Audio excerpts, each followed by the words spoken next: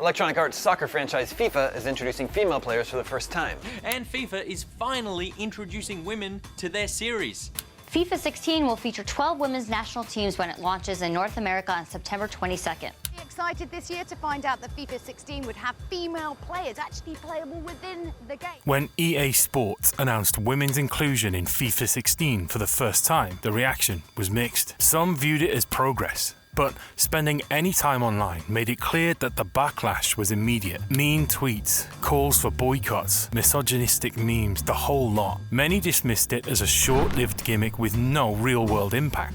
But 10 years later, they would be proven wrong. When Chloe Kelly scored the winning penalty in the Women's Euros for England, countless young fans already knew who she was. Not necessarily from watching her on the pitch or reading the news, but through their consoles. From FIFA 94 to FIFA 15, women didn't exist in football's biggest virtual stage. No national teams, no clubs, not even individual recognition. It all changed with FIFA 16. And since then, women in the game have gone from novelty to the norm. Today, the female footballers are a significant part of the FIFA franchise. They are in the packs, ultimate team squads, and on the covers of the game. So how did a game once mocked for adding women's football end up popularizing it? And what does it reveal about the evolution of women's football? This is Football Explained.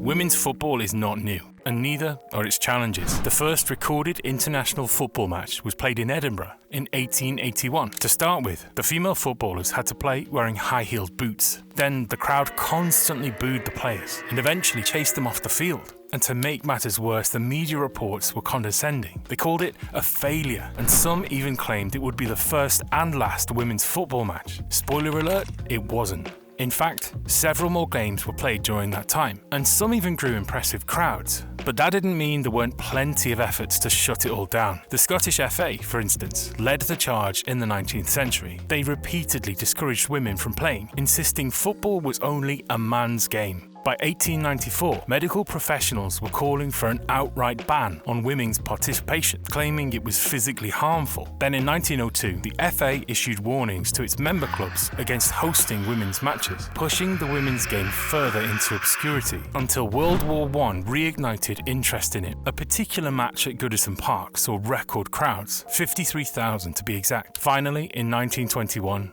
came the big blow. The ban that pushed women's football into the shadows for decades. Even at its infancy, women's football was not foreign to constant ridicule. So when 100 years later, as EA Sports released FIFA 16, featuring women, the reaction wasn't entirely surprising, but was disappointing. Despite so much progress across the board, it showed just how far and yet how little public perception of women's football had moved. Some fans called it pointless. Others, a lot worse. And the proof was in the tweets. A study of social media commentary in Brazil, for example, found that among 86,000 evaluations, over 20% were negative, with the majority of it containing sexist tropes.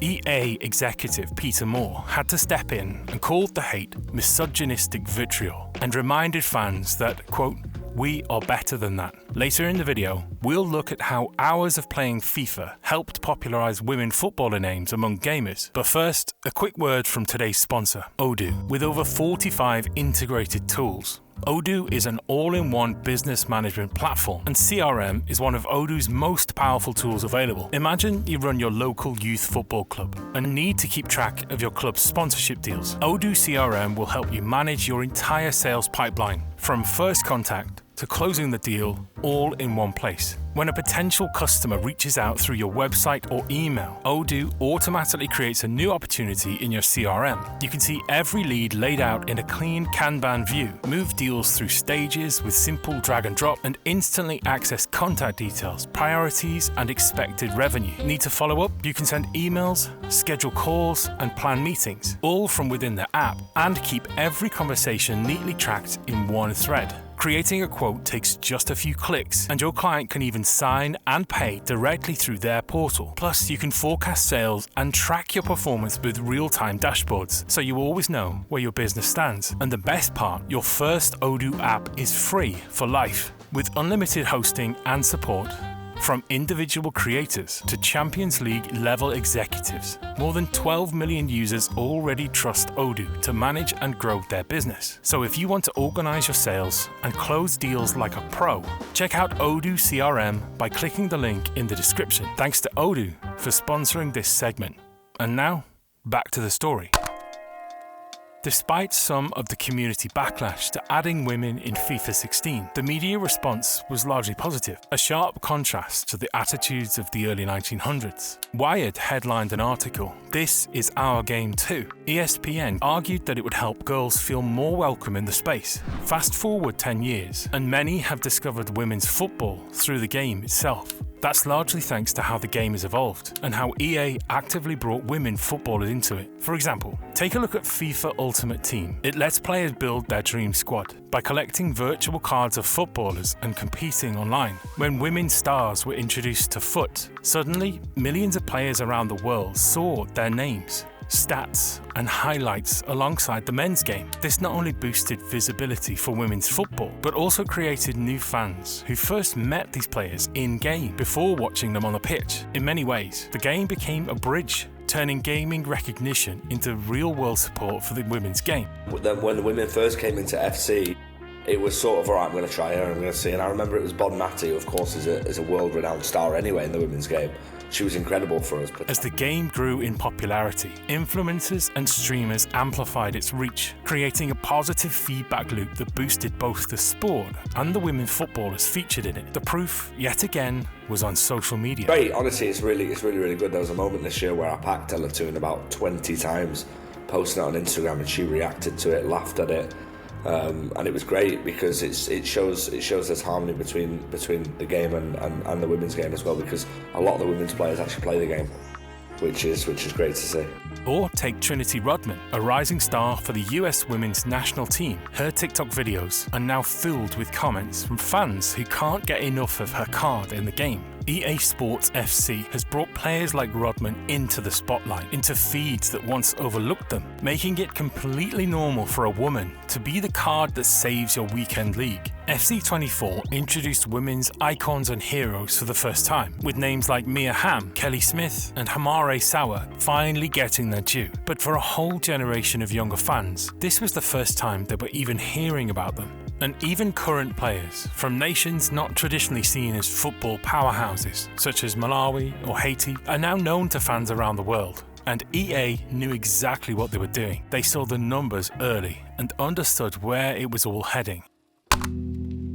The timing of the FIFA 16 release was perfect. The 2015 Women's World Cup in Canada had just set records. 1.35 million fans in stadiums and 750 million viewers worldwide. Interest in women's football was peaking, and FIFA 16 rode that wave directly into living rooms and screens. Even though women rarely identified as gamers, a Pew Research survey in 2015 showed 50% of men and 48% of women play video games. So the audience was already there, just not acknowledged. And when EA announced FIFA 16 would include women's national teams, it was hitting the ground running. A step towards equality, sure, but also a smart business move. And as growth among male players had flattened, adding women opened an entirely new market. Let's look at the numbers a little deeper. At its launch, it sold 2.7 million copies in its first week and 6.9 million by year end, the second best-selling game of 2015. Players logged 300 million matches and 1.5 billion hours within 16 days. The reveal trailer, which by the way featured names like Alex Morgan and Sydney Leroux, passed 1 million views in 24 hours. EA had managed to turn the release into a cultural moment.